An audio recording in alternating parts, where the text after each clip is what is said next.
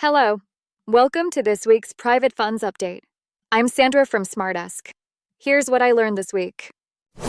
First, a critical update for anyone managing EU open-ended funds. The European Commission has adopted new regulations that completely standardize liquidity management tools, or LMTs, across the EU.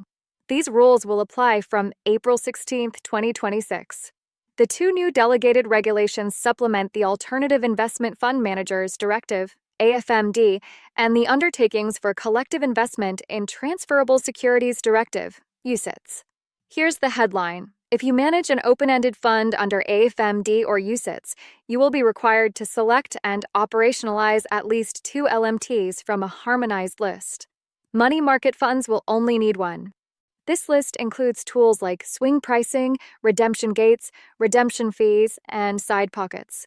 The regulations don't just list them, they dictate in detail how they must be designed and activated, with a strong emphasis on equal treatment for all investors.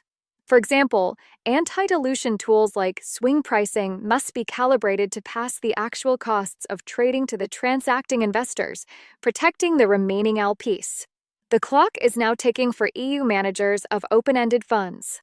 They have until April 2026 to ensure fund documentation, policies, and operational capabilities are compliant with these new requirements. Next, Europe is effectively tearing up the floorboards on ESG with the launch of SFDR 2.0. The original regulation suffered from a massive identity crisis. It was designed purely as a disclosure framework, but the market treated Article 8 and Article 9 as commercial marketing labels. That mismatch created confusion for investors and huge greenwashing risks for managers. Now, the European Commission is proposing to fix this by pivoting to a formal product categorization system.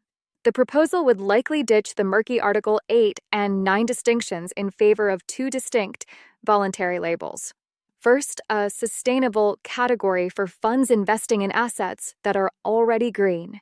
And second, and this is the critical addition, a transition category. This transition label is a game changer for private equity and private credit. Under the old rules, buying a brown asset to fix it up was legally awkward to classify. This new category would explicitly validate strategies focused on decarbonizing assets over time, giving a regulatory home to turnaround managers. But here is the catch. If you don't qualify for these specific labels, you may be banned from using terms like ESG or sustainability in your fund's name entirely. The bottom line, the era of vague light green marketing is ending. For U.S. managers raising capital in Europe, you won't just need to disclose, you will soon need to qualify. Lastly, let's take a look at the legal landscape for tokenized funds. Quick primer, we are not talking about buying Bitcoin here. Tokenization is the process of representing traditional fund interests, like shares in a private equity vehicle, as digital tokens on a blockchain. The goal is to use that digital infrastructure to automate back-office compliance and unlock liquidity for a wider pool of investors. As of now, there is a widening transatlantic gap in how these are regulated. Domestically, the U.S. is playing catch-up. The CFTC is finally detailing specific progress on market structure, but the regulatory hurdles for 1940 Act compliance remain steep. Because of that friction, capital is looking outward. The UK and EU are moving faster to provide regulatory clarity. Meanwhile, the British Virgin Islands is leveraging its approved manager regime to attract sponsors who want speed and flexibility right now, not years from now. The bottom line, the technology is ready, but the U.S. regulatory framework is still under construction.